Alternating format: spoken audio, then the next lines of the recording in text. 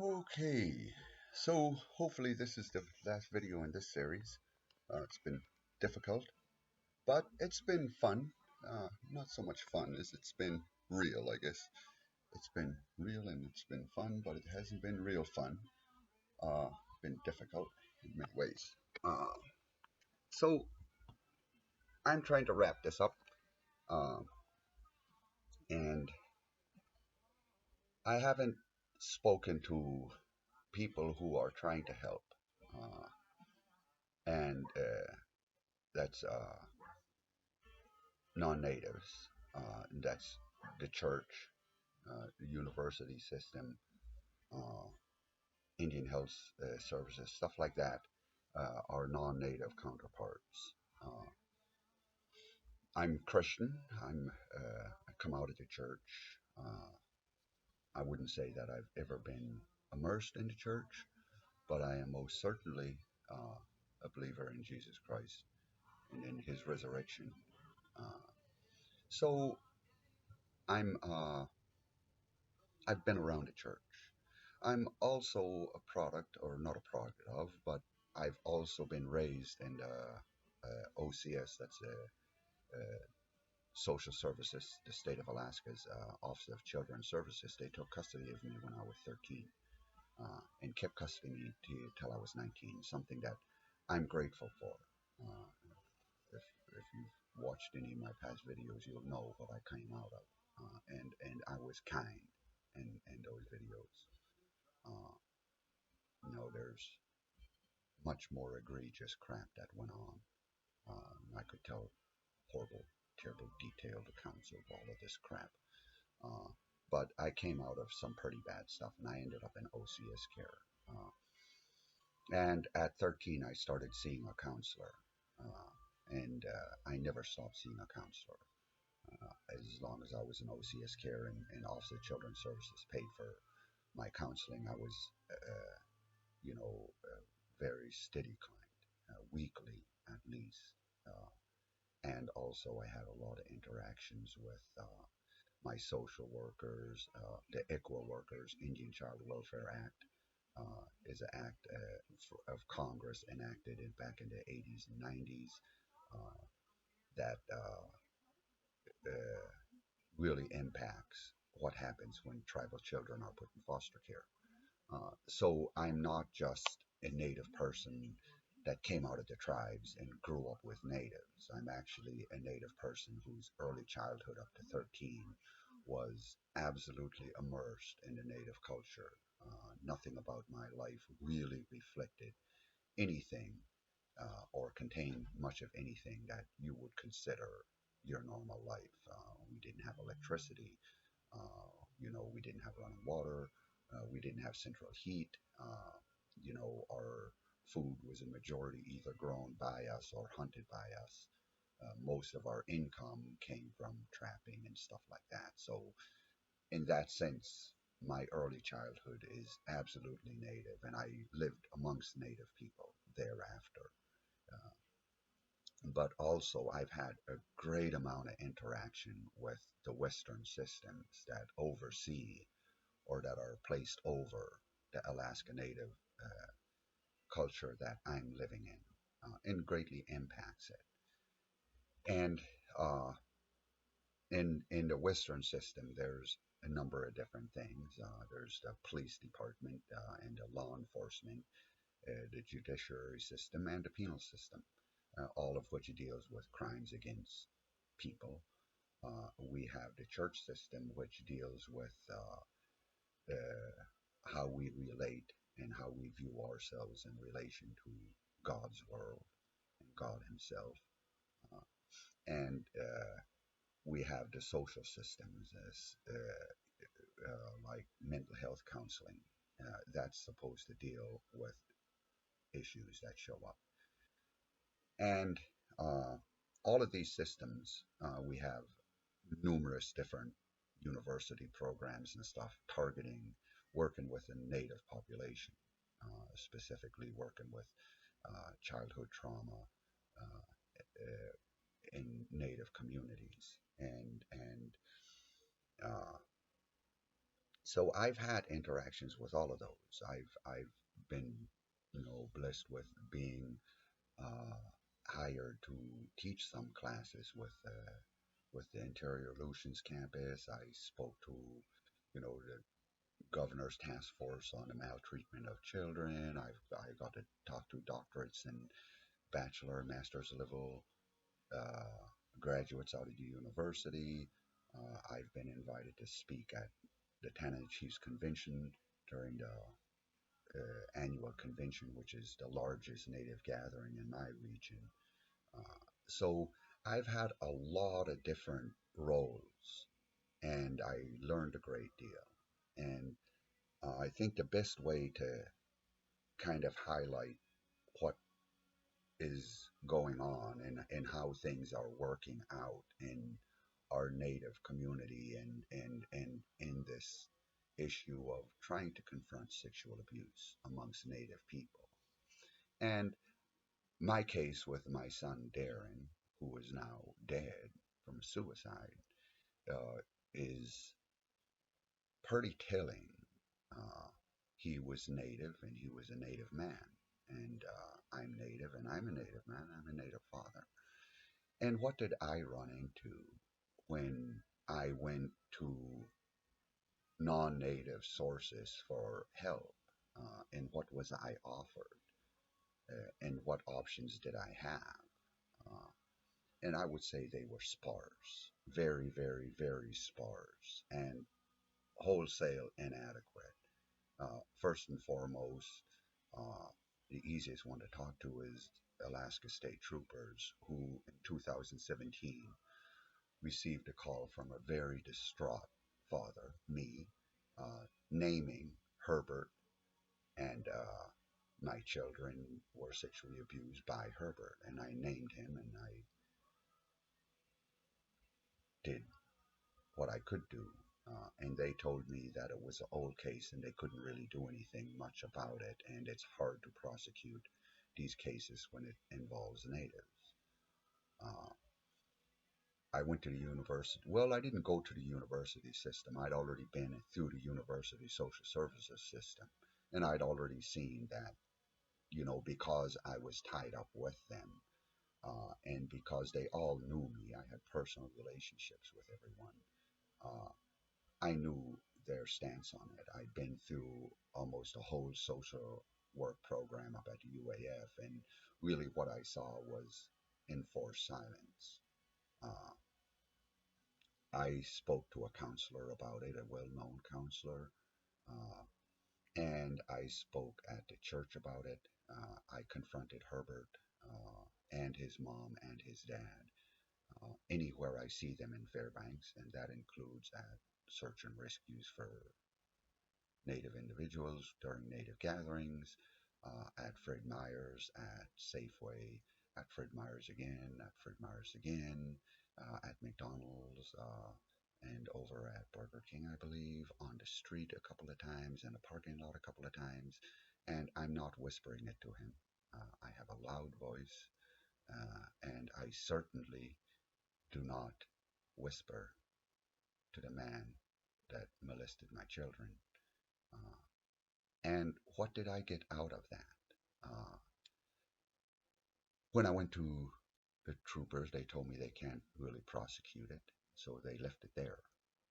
And I haven't heard from them yet. I made a new report uh, because after my son killed himself, I realized that there was more witnesses to this. So now the troopers right now, as of a week ago, know that my son William was a witness to this, that Antoinette and Eileen was aware of the fact that he was masturbating on them in their bedroom.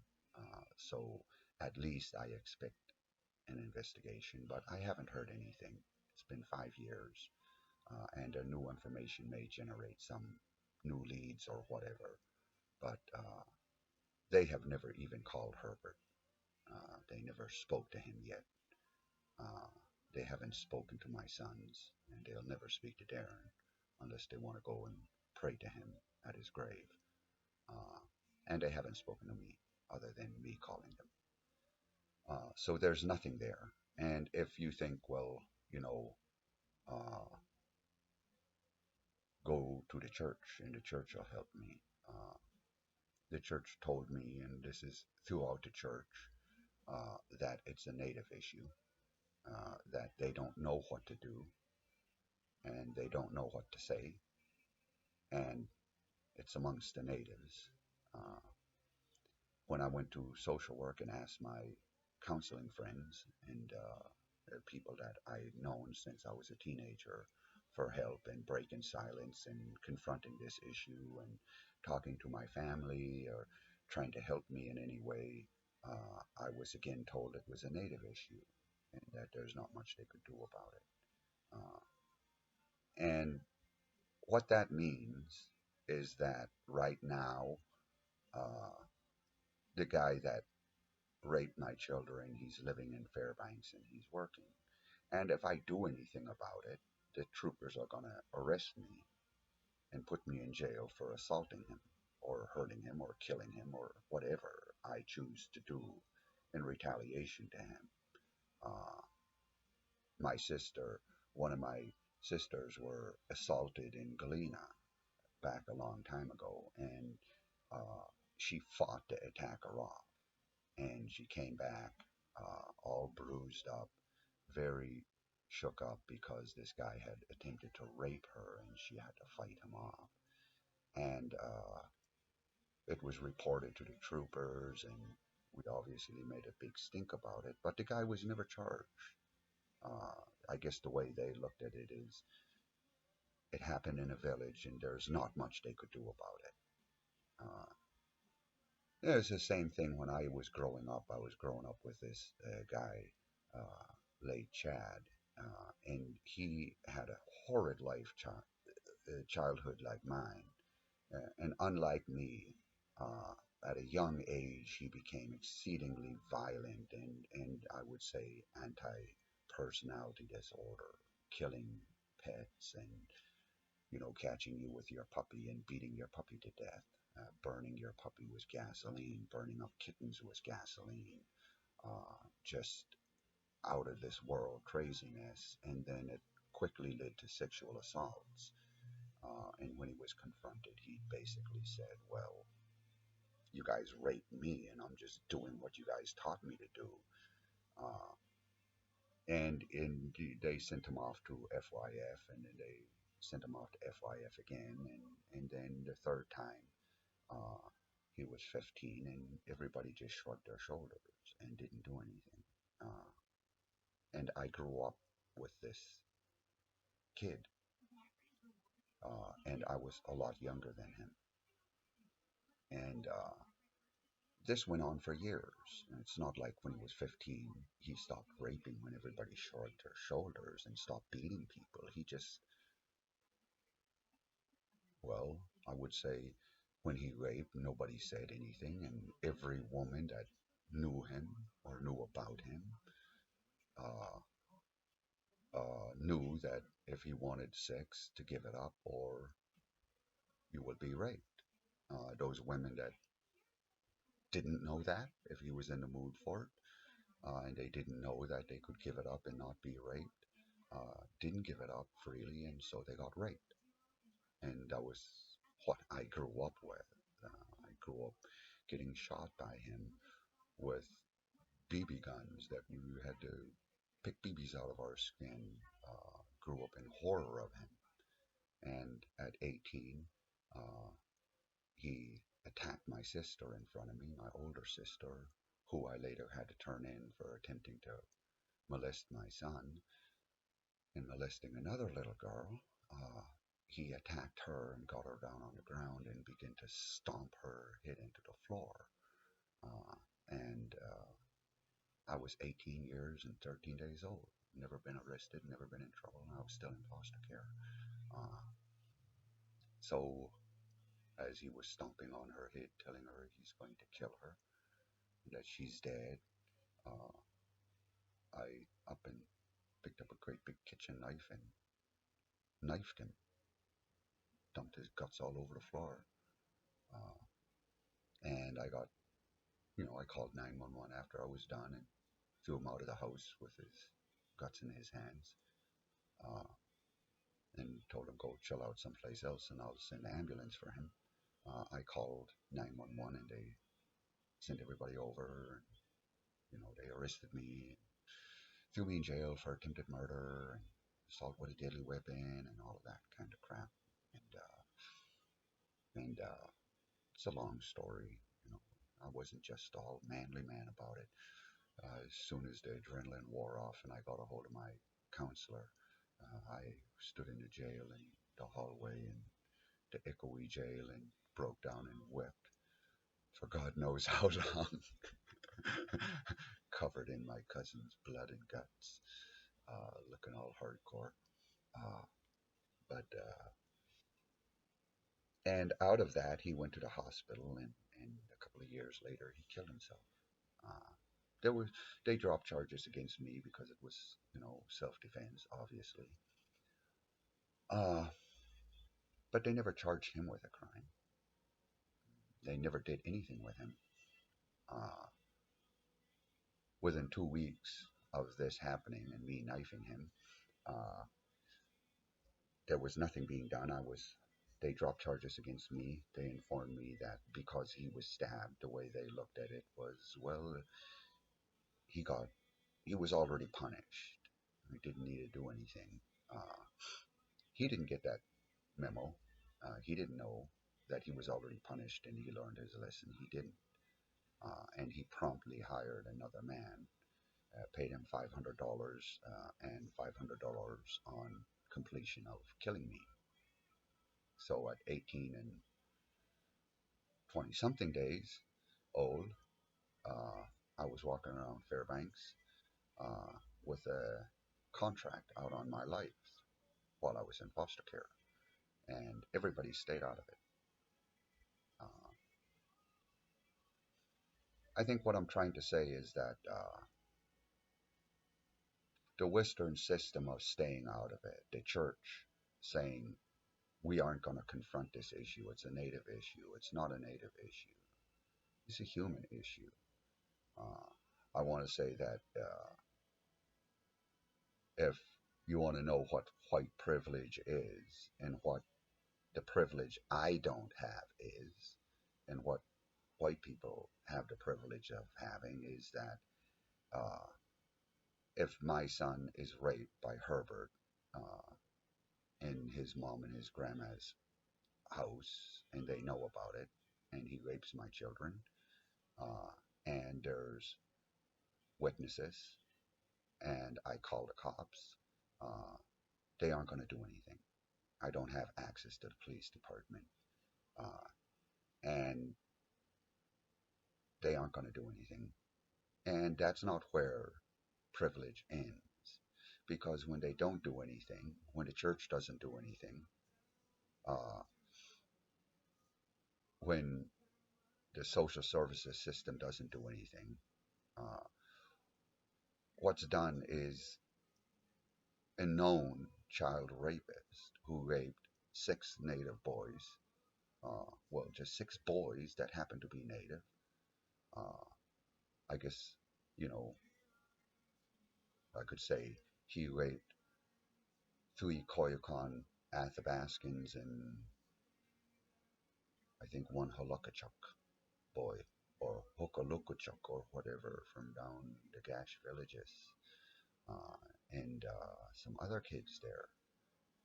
And he did that and nobody's doing anything.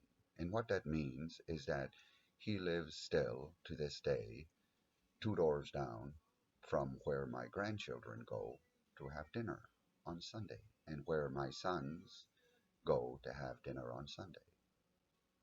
And he's going to stay there. And that's the man that's next door to my kids. It means that if next door to my grandkids today, there's a rapist who raped 6 kids, nobody's going to do anything. And if people want to know if the cops or politicians or the church or psychologists with their big degrees and the university with their billion-dollar budgets to study everything, and their countless little doctors scampering out of their hallowed halls of wisdom and education want to know why there's so much sexual assault and rape and violence amongst Alaska Native people. It's because since westernization happened, since the Alaska and American legal system overcame my culture and my people and oppressed us into silence, they've been doing nothing about the rape and the violence committed against Alaska Native peoples. It's because I don't have the privilege of having a university to help my family. It's because I don't have the privilege of raising my children in a family where sexual abuse is not tolerated. I don't have the privilege of confronting the man who raped my children. If I try to exert my right to do anything to Herbert or his mom or his dad or anybody else that had anything to do with the sexual abuse of my children, I will go to jail. And the sum total of westernization, the sum total of the culture that I belong to, that oversees my native culture and funds my native people and funds social services and interacts and educates and dictates what we do, the sum total of it is the man that raped my children are protected. He's protected from me. I can't do anything about it. That I can't even get him away from me. And it means that apparently, I don't know if it's only native men that get to rape my children, or if it's natives and whites, if it's any man could do that and it's a native issue. Maybe they do something if a Mexican rape my kids, or a black person, a white person. I don't know at which point they're going to do something. All I know is that they ain't going to do anything for my kids. That when I ask the university and my friends who are doctorates with 30, 40 years of experience in the field of childhood trauma, I don't have access to them. They don't help me. And I will say this, if you thought you were helping me by watching me cry and struggle through this while you didn't do anything, I didn't need a witness to my degradation. I wasn't asking you to record the rape of my children. I don't need witnesses, especially silent witnesses. If anything I need witnesses who will speak and who will back me up.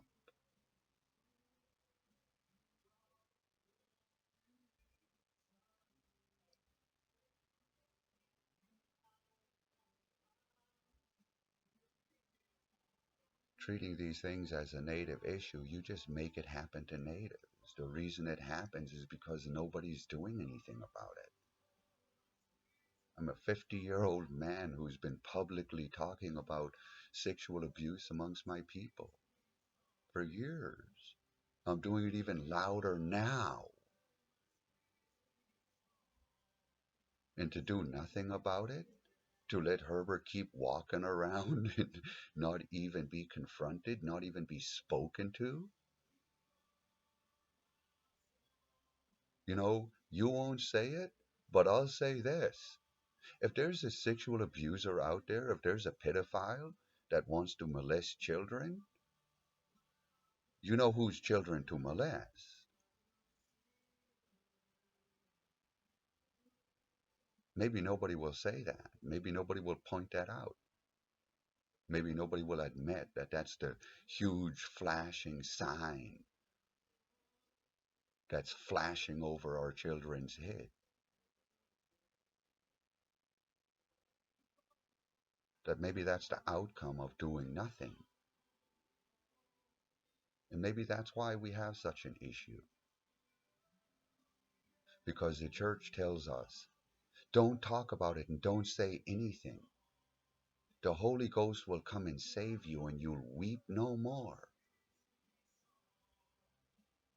Holy Ghost has been with me since I was a kid as far as I'm concerned. He's certainly with me now to give me the strength to speak the truth. Otherwise, I'd go home and do what everybody else does. Pretend it doesn't go on. And do whatever I need to do to hang on to what little light I have, my grandchildren.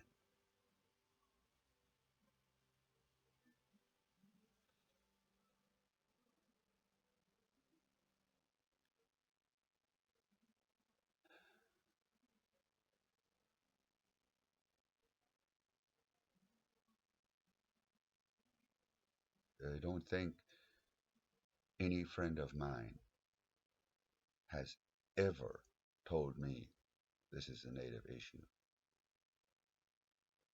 I had no friends that said that to me. Not one. Not one man who stood before God has ever said that to me. Doesn't mean that I didn't hear it. It just means that if you thought you were my friend, if you thought you were helping my people, if you thought you were helping me, if you thought you could ever help me, if you thought you could ever be a part of the solution,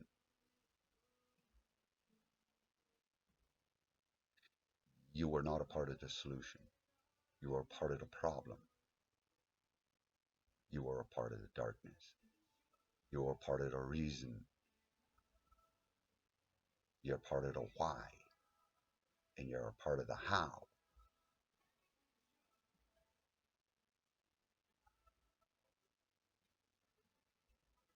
I guess that's what I have to say.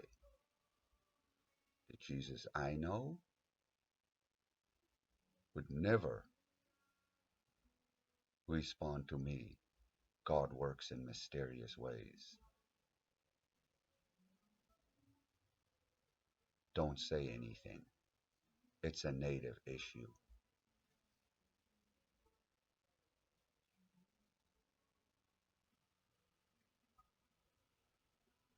I'm native and I identify as native, but I'm by blood. I got a little tiny bit more white in me than Indian.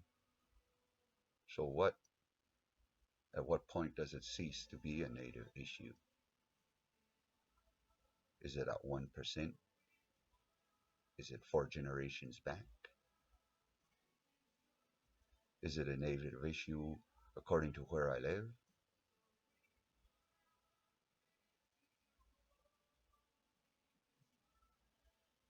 Saying it's a native issue is saying this is what natives do, and it's not what natives do.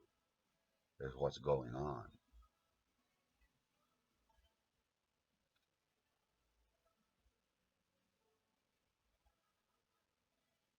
I feel like I've been angry for days when I make these videos. I feel like I'm angry, just all in a ruffle. And I guess I am. Well, I try to stay calm. I walk in the morning and I pray a lot before I speak.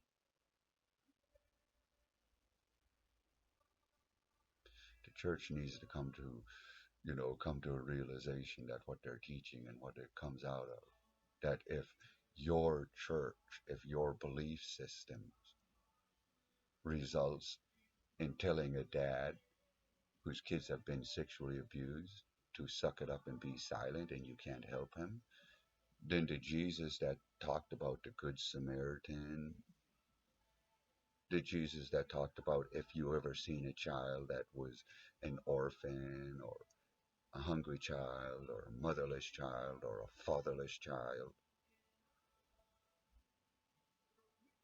and didn't help him, you didn't help me. The Jesus that said, if you don't help the stranger, you aren't helping me.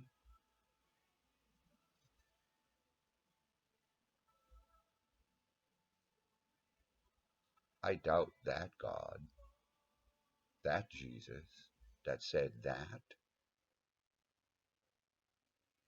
would sit in any church anywhere on earth and look at me and say, yeah, Ray, this is a native issue. Me and my people can't do anything about it. Me and my people think you should be quiet. Me and my people are going to go over here and be a bystander to your family's degradation because it's degrading, dirty, and it's nasty. That's why we don't like to talk about it.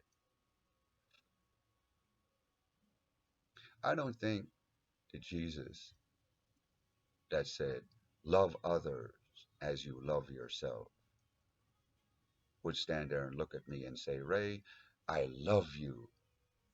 I love you. I love you. I love you. But I can't say anything because it's a native issue.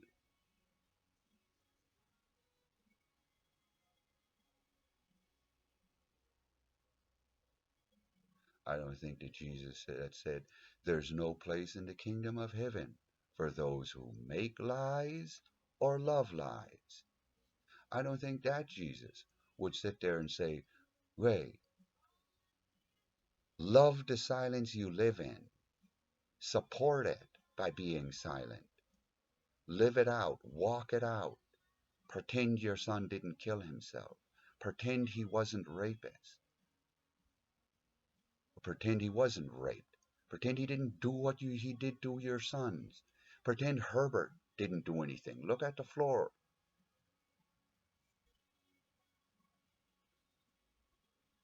I don't think he would tell me to walk in front of Herbert and be quiet.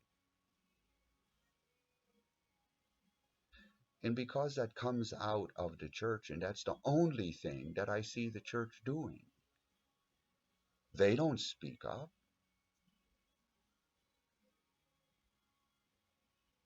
They don't call him. They don't contact their doctor reverends.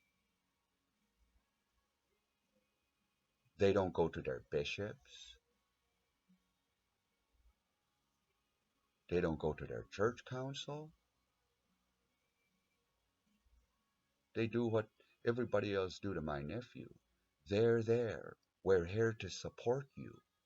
We're here to support you. Sit with us and pray for the Holy Ghost to come and visit you so you'll weep no more and you'll be healed. And God will use you to do great things. Not to speak the truth, not to tell the truth. We're here to support you as you cry. We're here to support you as you learn how to live with the shame. We're here to support you as you scream and holler bloody murder as your son is drinking and drinking and drinking. Come pray with us in the morning about the countless suicides that are going on. We'll support you in that.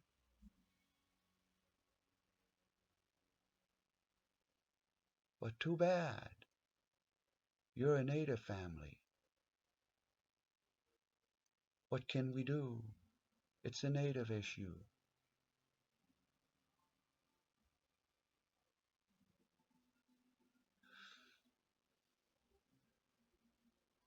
I don't need that support. I don't need the support of learning how to be ashamed. of my family. I don't need support learning how to be happy and weep no more while my sexually abused kids become alcoholics and kill themselves.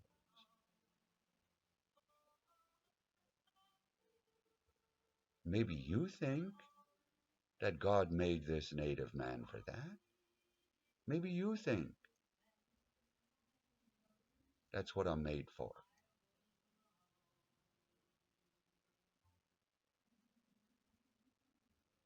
And when I look at the church, and that's the only message I get out of them, the Holy Ghost is going to heal you. When you're healed enough, we listen. When you're healed enough, you'll understand. When I hear that coming out of the church, I lose all faith in the church. There's a reason so few traumatized individuals could be around the Christian church. And the tragedy is the number of people who turn away from Jesus and that good message of loving each other, of forgiveness and reconciliation. They turn away from it. And they embrace bullshit like their native culture, which isn't doing any better. Per my other posts,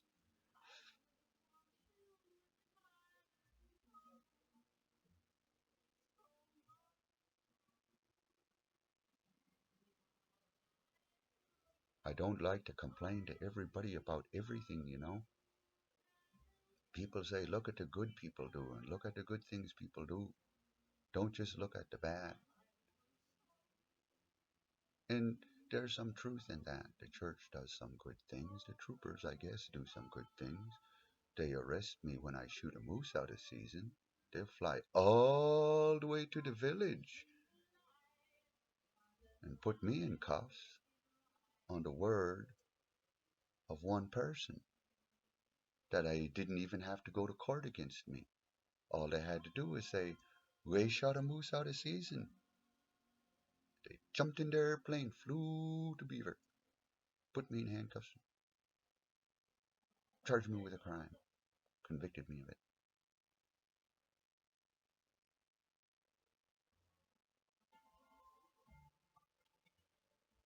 Certainly do that. Certainly. They could certainly fly and drive boats and helicopters and airplanes up and down the Yukon, Kaikuk, Tanana River.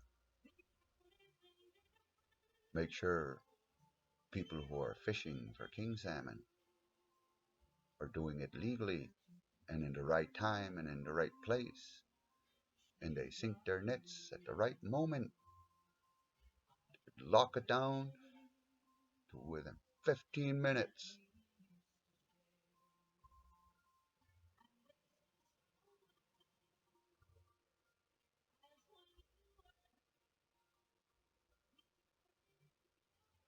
Can't call Herbert. I want to overlook things. I want to be happy. I want to be at peace.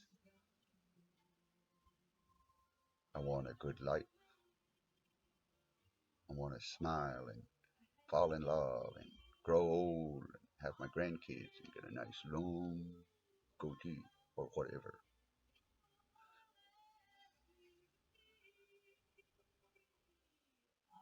I don't have that privilege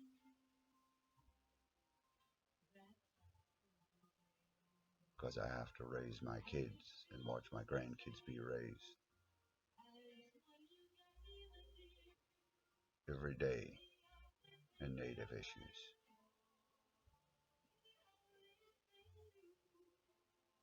I hope church don't get too mad at me, but if they do, I guess that's just what it is. And I hope the church and Christian people take this serious.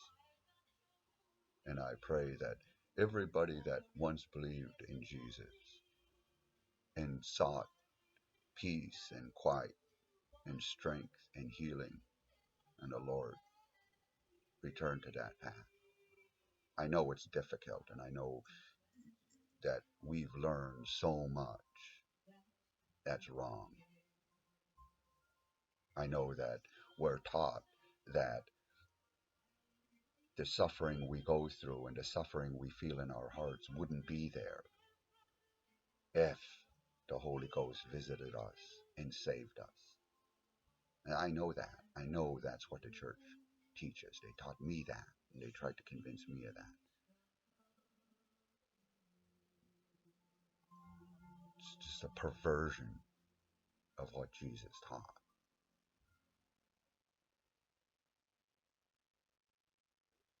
Even though there's a lot in my culture I don't agree with, I want to say that doesn't mean hate your native culture. That means clean it up. Being on the land and trapping and hunting, those are powerful things and they carry meaning.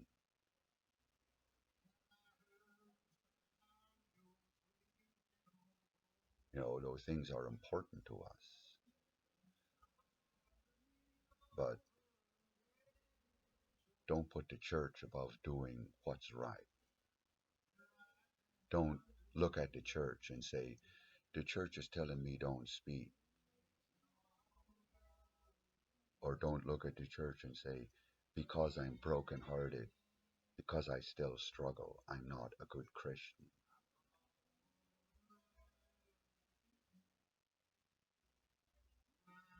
Because I'm still hurt, because I still have flashbacks, I'm not a good native warrior. I'm a broken Indian. Say, fight those voices.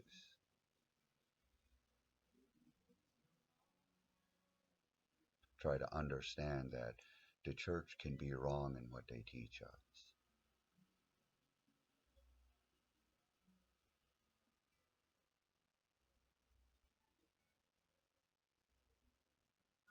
I would say, I don't think many tribal people, me included, want people to go to jail for sexually abusing other people. We want something done, but we don't want them to go to jail. I would say that if we don't want our people to go to jail, and that's all we're offered, and even when we go to the cops and report this stuff, nothing is done, then you, like me, need to face an undeniable fact that sexual abuse is not being confronted amongst our people. And that's the issue. That there's a group of people that don't have any resources and don't have any means to deal with this issue. Maybe I'm a resource. Maybe I'm a means. I don't know. I certainly want to be. Not because I want a feather in my cap. Never did anything I did for a pat on the back or for somebody to confirm to me that I'm a warrior or someone to confirm to me that I'm a man. I did what I did because it needed to be done.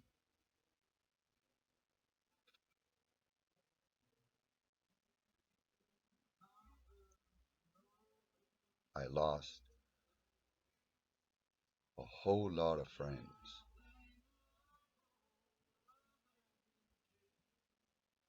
that I thought cared, that I held in high esteem when they said, this is a native issue. You tell me that natives rape their own kids. You say it's different to be raped as a native than it is to be raped as a white person.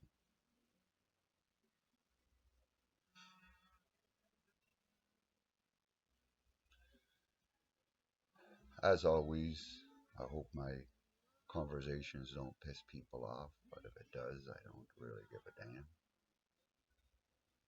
Hopefully, I'm done with this line of discussion. Hopefully, I'm done being mad. Hopefully, I'm done being upset. But if not, well, I'm still breathing, and I could choose to do nothing, or I can choose to do something. That's the way it ends. That's what we got at the end of the day. Hope everybody has a good day.